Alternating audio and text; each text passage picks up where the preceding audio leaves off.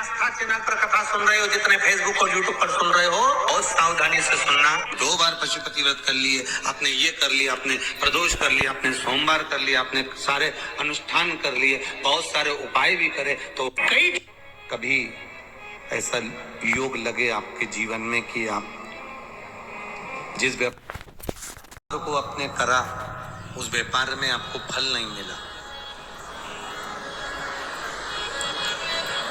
फिर आपने व्यापार चेंज करा, फिर बदल कर देखा, फिर उस व्यापार को कर देखा, उसमें फल नहीं मिला, फिर आपने वापिस व्यापार को बदलने का विचार किया, तो हमारा निवेदन रहेगा उस व्यापार को बदलने से पहले एक काम जरूर कर देखो। 3 स्थान पर बेलपत्र को चढ़ा कर देखिएगा। अगर आपको लगे कि मैंने व्यापार बदल लिया, एक बार बदला, कई लोग ऐसे भी होते हैं जो पैसा इकट्ठा करते हैं, धन एकत्रित करते हैं, और कोई व्यापार ऐसा कर लेते हैं जिस व्यापार में धन चले जाता है तो वो धन वापिस नहीं आता महाराज, वो व्यापार का धन वापिस नहीं आ पाता, तो बड़े दुखी होता है कि भाई मेरा गया हुआ पैसा नहीं आ रहा, मैं बड़ा कष्ट में हूं, मेरा खुद का ही आ जाए ना तो मैं निहाल हो जाऊं, मेरा अपना ही नहीं आ रहा जो गया हुआ है, तो मैं क्या वर्णन करूं, उसको क्या कहूं। उनके लिए भी ये प्रयोग, ये शिव विद्येश्वर संहिता का ये भाव बड़ा सुंदर है महाराज।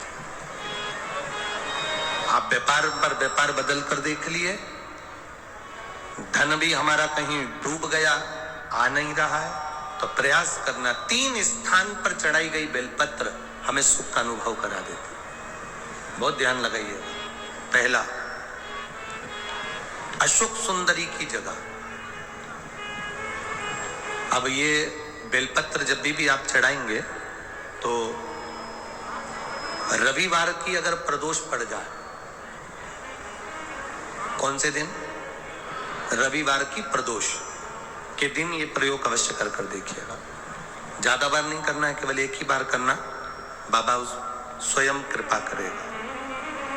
अपने मंदिर में, अर्थात अपने घर के पास कोई मंदिर हो, शिवालय हो, देवालय हो, जहां शंकर भगवान विराजमान हो, शिवलिंग हो, ऐसी जगह पर अवश्य करें। हमें कहीं दूर जाकर ये प्रयोग नहीं करना है, अपने शिवालय, अपने जो घर के आसपास में शिवालय हो वो।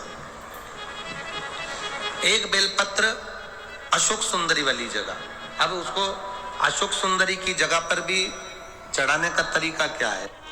जब हम बेलपत्र चढ़ाएंगे तो उस बेलपत्र को चढ़ाते समय आपकी जो बेलपत्र की डंडी है, वो बेलपत्र, रविवार प्रदोष के दिन का ये उपाय है महाराज। ये बेलपत्र की जो डंडी है, इस डंडी का भाग शिवलिंग की ओर होना चाहिए। ये जो डंडी है, इसका भाग अशोक सुंदरी पर जब चढ़ाएंगे तो शिवलिंग की ओर इसका भाग होगा महाराज। दूसरी, बेलपत्र को जब हम समर्पित करेंगे, जया, विषहरा, शामरीवारी, दौतली, देव, मान लो जलाधारी ऊपर नहीं है शंकर जी के, तो उसका स्मरण कर 5 कन्याओं का नाम लेकर, जया, विषहरा, शामलीवारी, दौतली, देव, इनका स्मरण कर शंकर भगवान के शिवलिंग पर बेलपत्र रखेंगे।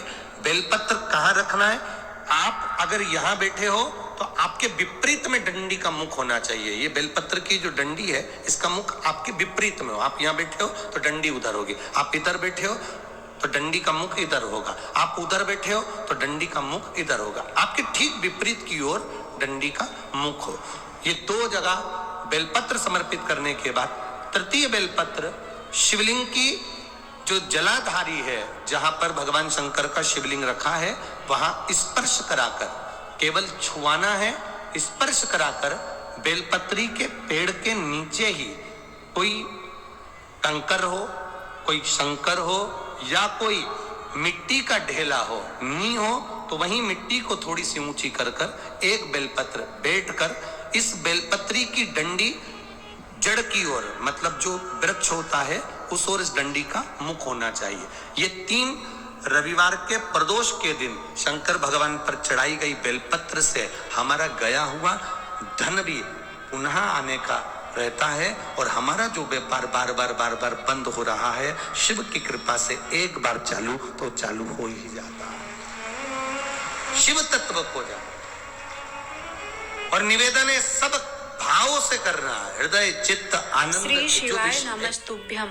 ज्यादा पितृदोष हो, ज्यादा तकलीफ चल रही हो, बहुत ज्यादा कष्ट में हो, तो शिव मंदिर में बैठकर या घर के मठ का परिंदा या पूजन वाली जगह पर बैठकर 12 श्लोक का सुधा स्तोत्र का पाठ भी कर सकते। श्री शिवाय नमस्तुभ्यम। दर्शकों, हर हर महादेव। स्वागत है आपका अपने YouTube चैनल में। दर्शकों, रविवार के प्रदोष का बड़ा विशेष महत्व